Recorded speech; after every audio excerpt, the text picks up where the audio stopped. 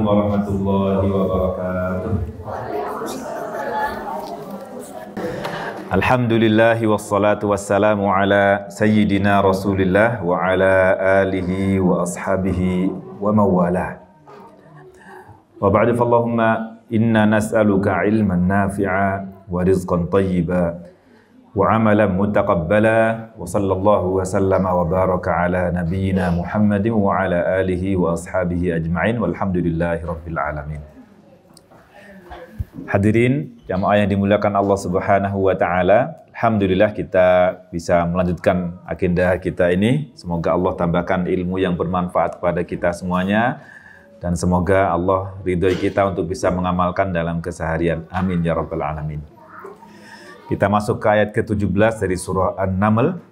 Wa husyira li Sulaimana junuduhu minal jinni wal insi wat tayri fahum yuza'un. Wa husyira, dan husyira. Husyira itu kata kerja pasif ya, dihusyir. Apa husyir? Bukan usir ya, husyir. Ya, dikumpulkan. Hasyr. Tempat ngumpulnya apa? Mahsyar. Tempat berkumpulnya dan waktunya itu mahsyar. Ya, maka nanti kita ada hari di mana Allah Subhanahu wa taala mengumpulkan kita semuanya di mahsyar. Semuanya, semua kita itu namanya yaumul hasyr. Yaumul hasyr, hari berkumpul. Jadi setelah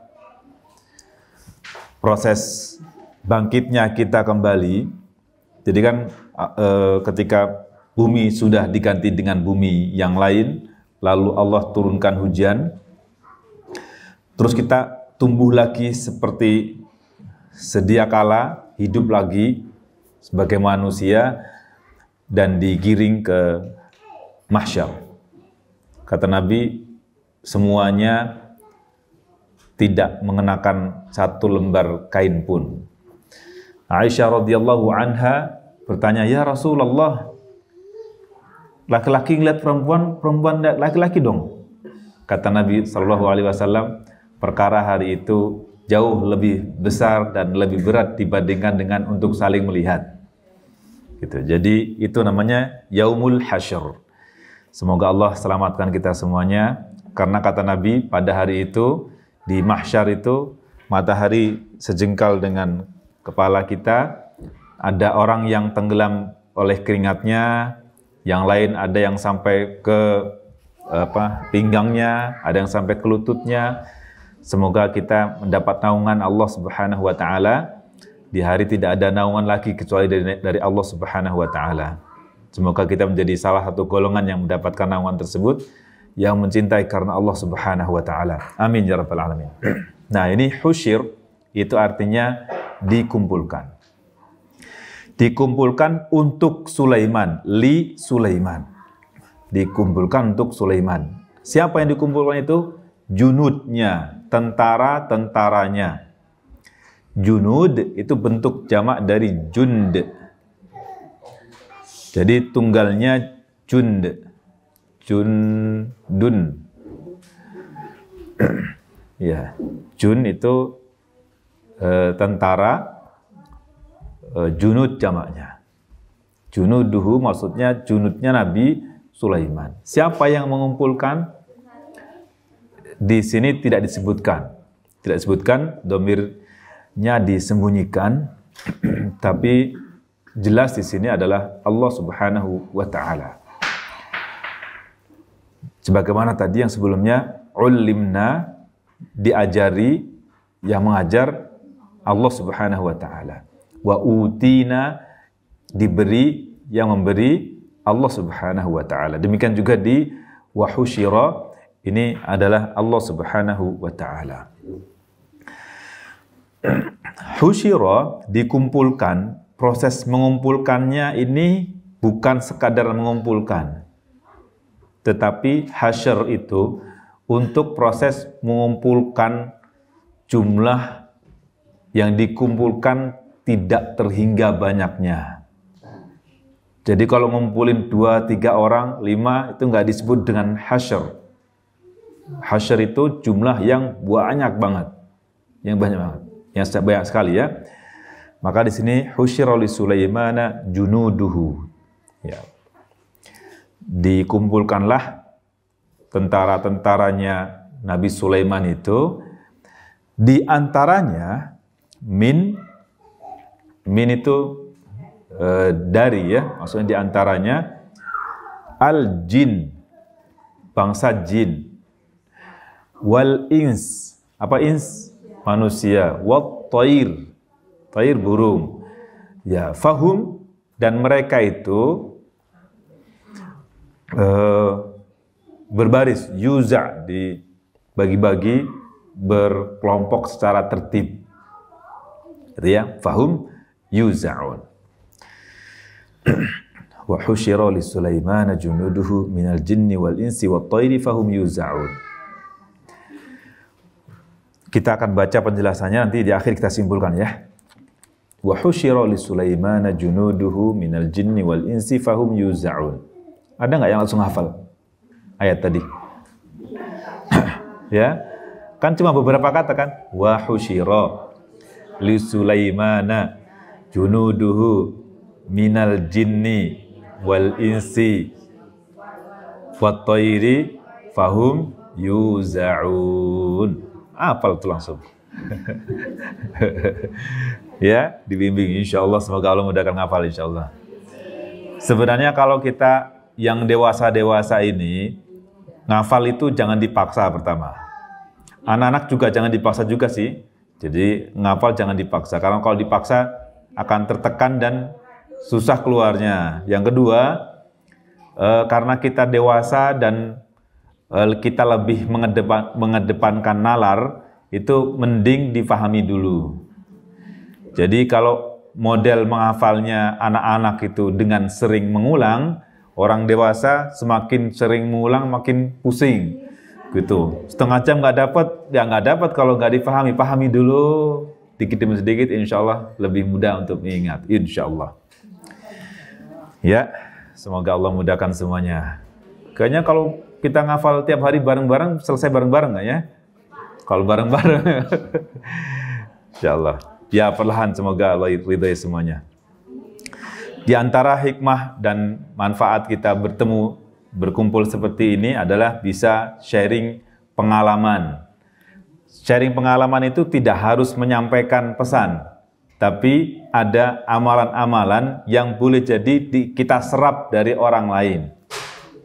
Ya, misalnya sholat berjamaah. Yang tadinya mungkin nggak tahu sholat berjamaah zuhur dan asar, jadi tahu sholat berjamaah zuhur dan asar. Pernah nggak ketemu teman sholat zuhur baca Bismillahirrahmanirrahim, Alhamdulillahirabbil alamin dengan suara keras? Belum, alhamdulillah nggak ketemu berarti ya. Karena saya pernah ngalamin dulu, zaman dulu banget gitu. Suruh maju tuh teman jadi imam, pakai suara keras sholat zuhur sama asar gitu. Jadi artinya dia nggak paham bahwa zuhur dan asar itu punya tata cara berbeda dengan maghrib, isya, dan subuh. Karena biasanya yang dijumpai, karena bulan Ramadan itu ada sholat isya dan tarawih bersama, berjamaah, bayangannya sama dengan sholat itu. Jadi kita tahu juga. Nah sebenarnya kalau pas musafir gini juga sebenarnya ada yang bisa kita pelajari juga, bahwa ketika kita musafir dengan batas, kalau dalam mazhab Syafi'i berapa? 81 km atau 85 km, maka kita boleh menjamak dan boleh mengqashar. Meskipun jamak tidak selalu harus ada musafirnya. Di sini ada jamak musim panas ya. Udah mulai belum? 18 Mei. Oh iya. Tapi maghrib isya ya. Maghrib isya atau ketika winter zuhur dan asar misalnya, kita ada alasan itu misalnya, atau bahkan Nabi juga melakukan jamak tanpa alasan. Kalau qashar itu menyingkat sholat yang 4 rakaat menjadi 2 rakaat, itu di waktu musafir saja. Waktu musafir saja. Nah itu sebenarnya kita bisa pelajari supaya tidak supaya kita paham Artinya ketika imam musafir sholat zuhur, dia zuhur dan asar jamak dan qasar, zuhurnya 2 rakaat dan asarnya 2 rakaat juga, makmum yang sholat sebagai mukim, orang yang menetap dengan sholat sempurna 4 rakaat itu, dia berposisi seperti sholatnya orang masbuk. Masbuk secara bahasa didahului ya, ketinggalan, orang ketinggalan sholat, ketinggalan rakaatnya berapa, maka dia mulanya ikut imam yang 2 rakaat, nanti imam salam lanjut ke rakaat berikutnya, nggak perlu ikut salam bersama imam seperti orang masbuk sholat kan. Jadi kalau masbuk itu kan ikutin imam dulu sampai selesai, baru menambah rakaat yang belum dikerjakan. Nah, hal-hal yang seperti ini seringkali kita dapat dari pengalaman berkumpul bersama-sama gitu. Karena kalau kita belajar kadang udah tahu lupa, tapi kalau praktek kan langsung ingat terus kan. Jadi, nah semoga pertemuan-pertemuan yang seperti ini atau yang rutin itu bisa meningkatkan kualitas amalan kita, juga kita barengi dengan pemberian dasar-dasar hukum pelaksanaannya, sehingga kita melakukan itu bukan sekadar melaksanakan tapi tahu dasar hukum dalil-dalilnya. Ya, semoga Allah ridhoi semuanya. Amin ya rabbal alamin.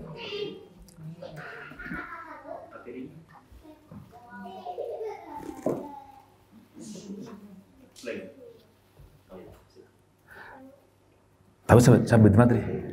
Sampai di mana tadi?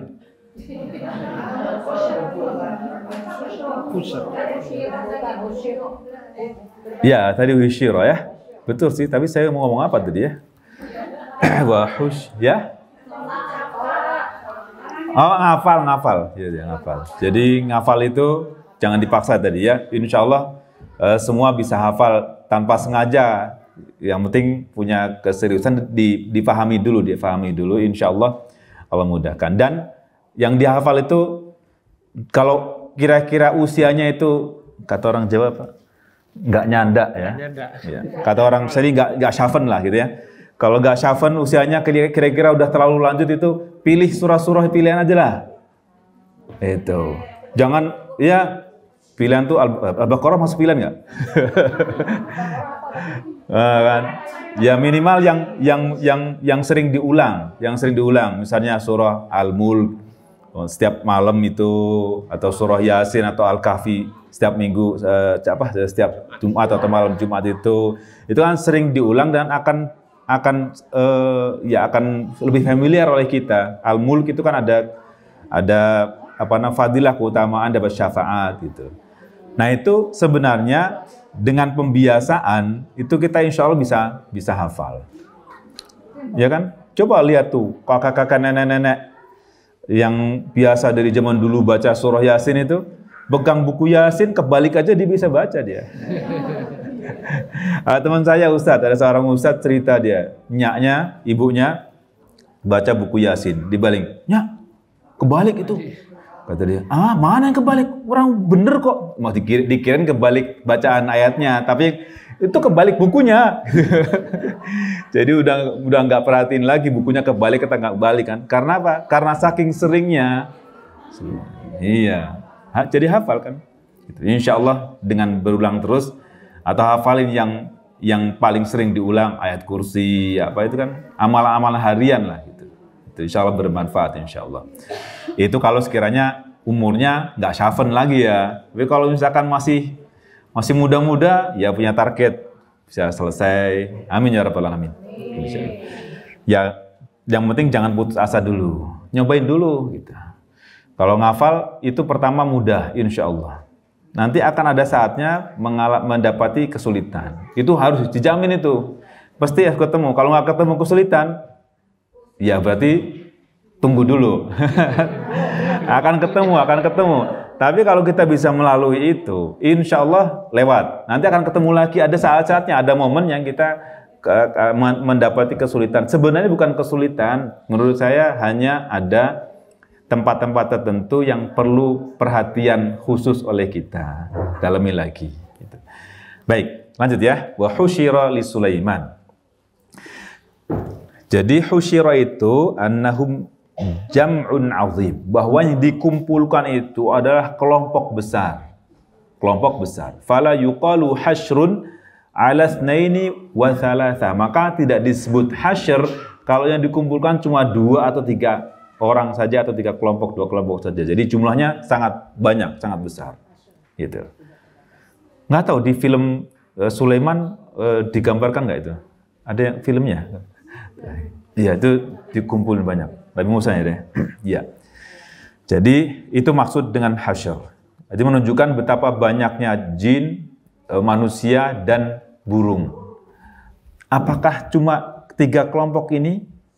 Tidak. Ini disebutkan yang sulit-sulit. Itu jin, bagaimana mengendalikannya kita susah. Burung apalagi. Burung loh. Burung yang terbang itu bisa dikendalikan itu kan. Siapa yang mengendalikan? Allah. Ya. Baik. Kemudian sebagian ahli tafsir menyebutkan pendapat-pendapat yang menghitung berapa jumlah tentaranya Nabi Sulaiman. Ada yang menyebutkan sekian ratus ribu dan sebagainya. Tetapi semuanya boleh dibilang kurang berlandaskan dasar hukum yang kuat, gitu. Dan di sini Syekh Tantawi beliau mengatakan wa yakfina an na'lam anna Allah Ta'ala qad sakhkhara li Sulaimana jundan minal jinni wal insi wat thair. Maka cukuplah bagi kita untuk punya pengetahuan saja bahwa Allah Subhanahu wa taala telah menundukkan tentara-tentara jin, manusia, burung dan lain sebagainya itu untuk Nabi Sulaiman alaihissalam. Gitu. Adapun jumlahnya kita kembalikan kepada Allah Subhanahu wa taala. Jadi Allah lah yang tahu berapa jumlah tentara Nabi Sulaiman alaihissalam tersebut. Ya, meskipun di Al-Quran jadi disebutkan yuzaun tadi itu menunjukkan memang mereka itu berkelompok-kelompok dan mereka merupakan jumlah yang sangat besar, hash dan kabiron, dan sangat luar biasa banyaknya itu. Demikian Syekh Tantawi dalam At-Tafsirul Wasit di jilid ke-10 halaman 314 menyebutkannya. Jadi menunjukkan betapa banyaknya tentara Nabi Sulaiman alaihissalam.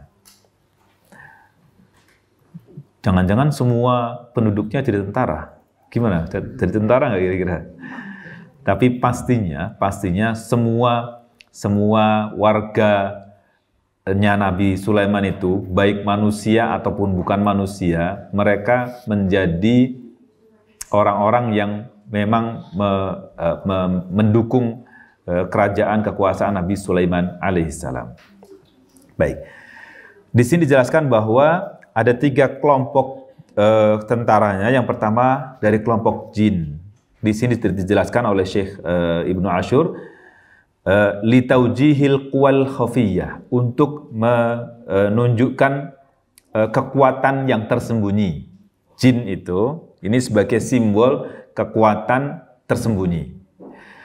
Dan juga kekuatan tersembunyi ini perangnya itu perang yang memberikan pengaruh secara psikis, spiritual, ruhiyah. Jadi mereka perannya itu bisik-bisikin apa segala macam itu. Itu peran tentara yang tidak kelihatan.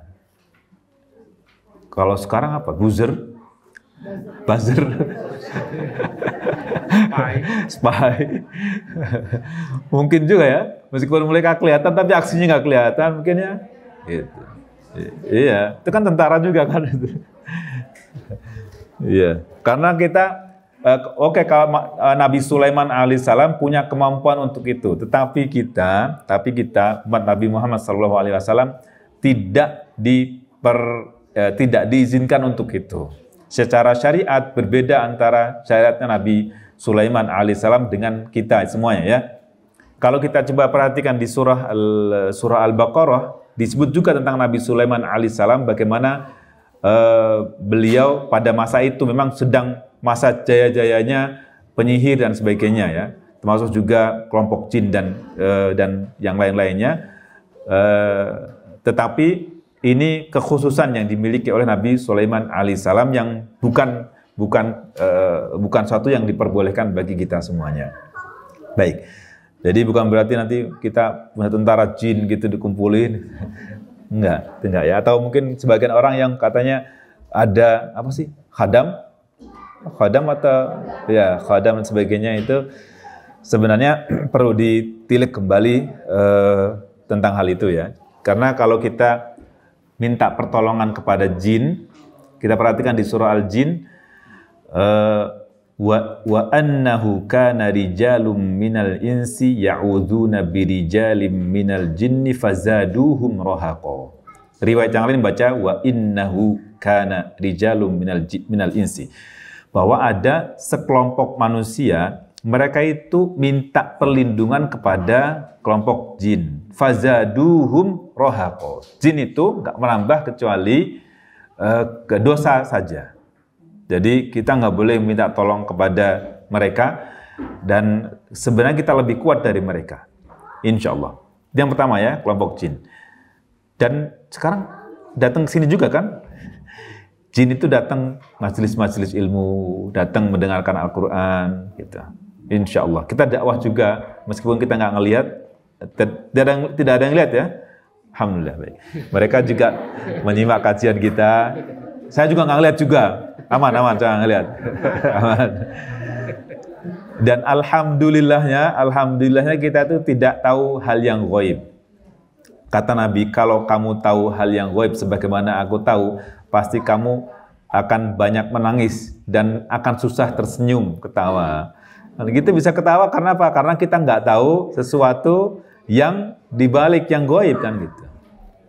Bapak-bapak, ibu semuanya, ini bukan propaganda nih.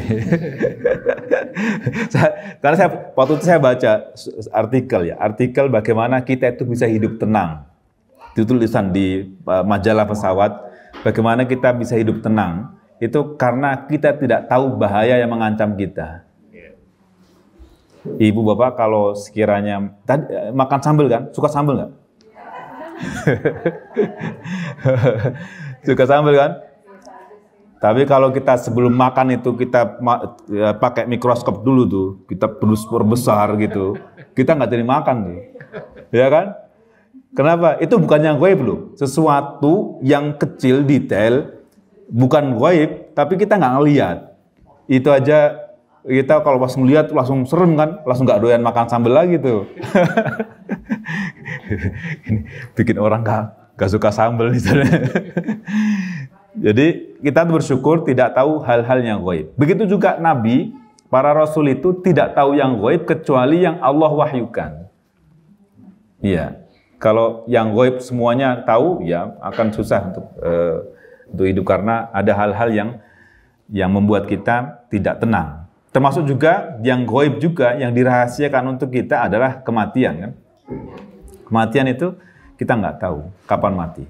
Yang dikasih tahu kapan mati itu adalah Nabi dan Rasul. Tapi bukan dikasih tahu jauh-jauh hari. Pas malaikat datang dikasih tahu bahwa aku diperintah untuk cabut nyawa. Itu. Tapi kalau kita nggak ada tunda, pokoknya datang langsung jemput tuh. Kalau Nabi dan Rasul datang membawa perintah bahwa aku akan cabut nyawa kamu. Izin dulu Pak Nabi dan Rasul. Siapa tuh? Dia diangkat ke langit. Oh iya, belum. Karena belum meninggal. Nabi Isa belum meninggal, belum wafat. Iya. Masih keturunan Nabi Adam. Keturunan Nabi Adam? Satu-satunya Nabi yang masih sempat melihat Nabi Adam. Wallahu a'lam. Iya. Siapa tuh? Nah, coba nanti cari ya. PR. Ya. Baik. Jadi akan dapat itu. Seperti ya? Ya? Bahasa Arabnya lupa, tapi Inuh kalau Nuh alaihissalam.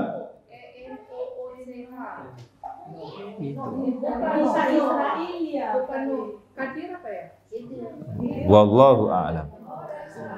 Ya, pokoknya kalau nanti ada dalil Quran dan hadisnya, berarti bisa kita terima. Tapi kalau tidak, karena itu yang gaib. Kaidahnya gini, kalau ada hal yang gaib yang kita nggak tahu, terus ternyata Quran nggak mengatakan, hadis nggak mengatakan, berarti kita ya sebagai wawasan yang bukan jadi keyakinan kita ya.